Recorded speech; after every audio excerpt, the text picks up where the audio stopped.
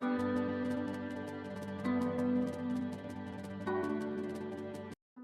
buenas, gente de YouTube, ¿cómo están? Espero que estén muy bien y bienvenidos una vez más a AP Arquitectura. Para el video de hoy les voy a mostrar cómo modelé en 3D este mueble, el cual combina dos funcionalidades. El primero es un closet, un armario común y corriente, con espacio para colgar tu ropa, un espacio suficiente para colgar tu ropa, además de varios cajones para tener un mayor espacio de almacenamiento.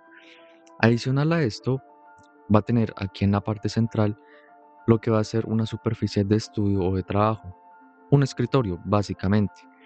Además de eso va a contar con varias repisas y una iluminación LED, la cual va a apoyar a una mejor iluminación y a un menor desgaste de nuestra vista en este espacio de trabajo.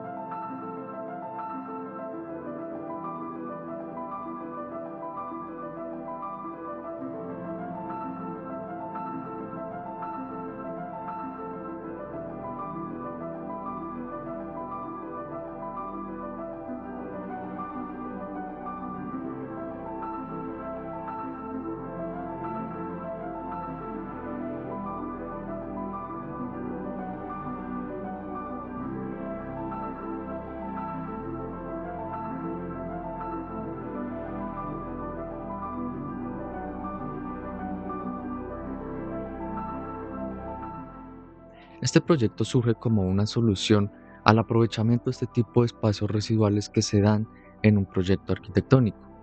Para muchos arquitectos esto no es digamos que no debería ser. Esos espacios residuales nunca deberían existir. Para otros simplemente son espacios que se tienen que utilizar de alguna u otra forma y llegan a la solución de generar muebles únicos para ese espacio. Hay todo un debate en torno a esto, pero bueno, en este video solamente les voy a mostrar cómo lo modelamos.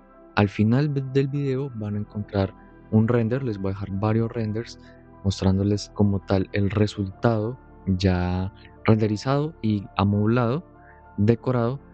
Y bueno, espero que les haya gustado. Si fue así, pueden dejar un gran like, suscribirse y activar la campanita para que no se pierdan ninguno de estos módulos 3D ni de nuestros proyectos.